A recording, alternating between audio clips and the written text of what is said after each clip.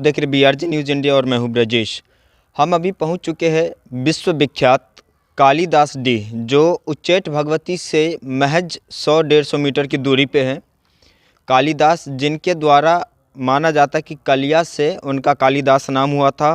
उच्चैठ भगवती जो विश्व प्रख्यात है, छिन्नमस्तिका माता है वहाँ। और हम अभी इस जगह पे उपस्थित है, कालिदास का डीह है और जानने की कोशिश करेंगे। हमारे साथ यहाँ एक काफ़ी उम्र दराज बाबा है।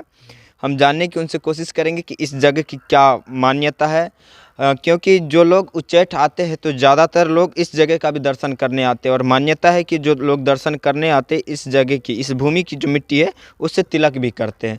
तो इन सब के पीछे का कारण क्या है, मान्यता क्या है, ये सारी सच्चाई हम जानने की कोशिश करेंगे। बाबा, एहि जगह के मान्यता की छै? मान्यता की छै एहिठमन के तो कालिदास के नाम पर कालीगढ़ भेलै। कालिदास जी अते रहै छलखिन हँ। गढ़। अच्छा, फिर कालिदास जी के कलिया से कालिदास के नाम भेलै, कनी ओ बताएब? विद्या भेलै तहन भेलै। केना, कनी हमरा विस्तार में बताबो के कोशिश करू ना। हुनका विद्या देलखिन महारानी जी, तऽ मानै छै ओहि दिन से माने आशीर्वाद देलखिन कि जे करिया गेलखिन जे माने जब सझौट देबऽ तऽ ओहि जगह पर जे माने विद्यार्थी कहलखिन जे किछुके चेन्ह दऽ दिहे। तऽ अपन जे मानै छै हेल कऽ एतेक अघोर जंगल रहतै यहाँ से वहाँ तक, धार के ओहि पार सावन भादो के समय रहे, ओ कलिया जे माने गेलै तऽ हो धार हेल कऽ सझौट बारलखिन आ हुनका आगा में लेलखिन देखा कऽ। याद पड़लै चेन्हा के तो वो सियाहिए अपन जे माने छै लेप लेलनि भगवती जी के, जे माने मुँह में लेपऽ लगलनि तऽ कब्जा थामि लेलखिन। कहलकै ई की हमरा लगबै छै, तऽ हमरा और कुछ नहीं, मांग जे मंगबे से मांग। तो कलिया कहलकै जे माने छै हमरा कुछ नहीं चाहिए, हमरा विद्या चाहिए। कहलकै जो जतेक किताब तोरा छौ विद्यार्थी वाला, वो भरि राति में जतेक उनटेबे, नहीं उनटाइल पालो तो छुइयो दिए तोरा विद्या आपे आप हो जाए। मैं आप लोगों को बता दूं कि मान्यता है, जो अभी बाबा ने बताया है कि उच्चैठ में जो माता रानी है, उच्चैठ भगवती छिन्नमस्तिका के रूप में विराजमान है माता। वहाँ की जो मान्यता है, एक समय में जब इस जगह बाढ़ आई थी तो सारा जो नदी है वो पूरा डूब गया था।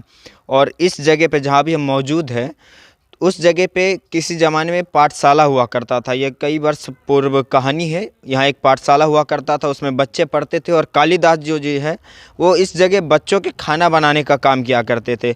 वो अशिक्षित थे, तो बच्चों ने कहा कि शाम देने तो सभी लोग जाते थे, जिस समय की संध्या शाम में भगवती का पूजा करने के लिए सभी बच्चे जाते थे। लेकिन उस दिन बाढ़ के कारण बच्चों के अंदर किसी प्रकार का डर हुआ, तो उन्होंने कालिदास से कहा कि आप जाके वहाँ भगवती का पूजा अर्चना कराइए।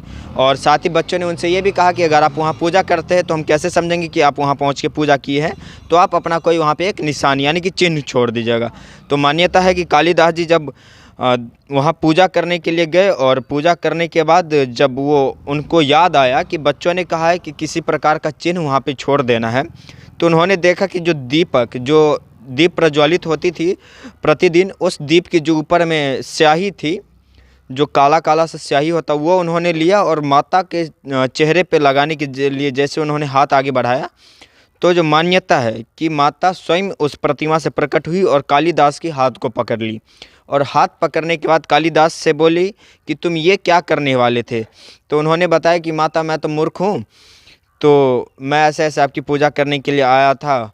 अगर मूर्ख नहीं होता और आपकी भक्ति नहीं करता तो मैं यहाँ इतने बाढ़ में आपकी पूजा करने के लिए नहीं आता। तो फिर माता ने कहा कि तुम वरदान क्या चाहते हो, मांगो।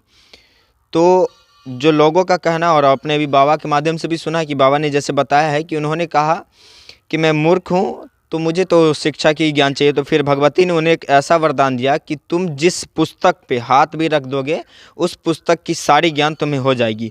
और फिर रातों रात जो मान्यता है कि जब इसी पाठशाला में, इस जगह जब पाठशाला हुआ करता था, तो सभी बच्चों के सो जाने के बाद कालिदास जी आके उन सभी बच्चों का पुस्तक छुए और पुस्तक छूने के बाद उनको उन पुस्तकों का ज्ञान प्राप्त हुआ।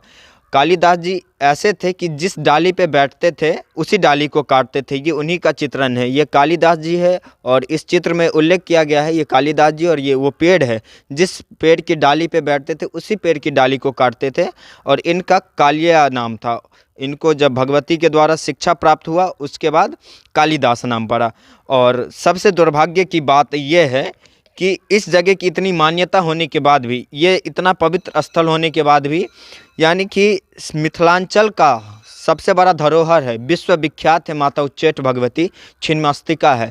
और ये कालिदास डीह का ये हाल है कि मतलब किसी तरीके का रख रखाव भी नहीं है। अब देखिए जो भी प्रतिमा बनी हुई है, कब का है ये प्रतिमा हमें भी नहीं मालूम। और इसके ऊपर जो कलर है, जो इसको कलर करने के लिए कलर किया गया है वो सभी कलर उखड़ा हुआ है। कहीं कहीं मूर्तियाँ में जो है थोड़ी थोड़ी सी खरोच भी आई हुई है। तो ये कहीं ना कहीं रख रखाव होने की कमी के कारण है। अगर इसका रख रखाव किया जाए ढंग से तो ये मिथिलांचल के धरोहर में एक धरोहर ऐसा है जो शिक्षा, धर्म और भक्ति तीनों का ज्ञान यह स्थान देता है। कालिदास यहीं से शिक्षा प्राप्त किए, कालिदास यहीं से माता उच्चैठ वासिनी की भगवती किए और यहीं से उन्होंने उतने बाढ़ में अपनी भक्ति दिखाई। तो ये तीनों का जीता जागता सबूत है। और दुर्भाग्य हमारे बिहार की और हमारे बिहार सरकार की मगध और मिथिला में न जाने उनको क्या मतभेद, दोनों में क्या उनको भेदभाव नज़र आता है। एक तरफ वो ग्लास ब्रिज बना देते हैं और एक तरफ वो चचरी पुल बना देते हैं। वैसे ही हमारे धर्म स्थल के साथ भी उसी तरीके का वो भेदभाव कर रहे हैं। कम से कम इस स्थान पे भी ध्यान दिया जाए। चाहे मेरा निवेदन होगा स्थानीय प्रतिनिधि से और अधिकारियों से भी कि एक बार इस जगह का जीर्णोद्धार करवाया जाए। अगर इस जगह का जीर्णोद्धार करवाया गया तो ज़रूर आपके मिथिलांचल का धरोहर ऐसा है कि आपके मिथिला नहीं और आपके बिहार का जरूर विकास में साथ देगा। हर तरीके की खबर देखने के लिए जुड़े रहे हमारे साथ। जय हिंद।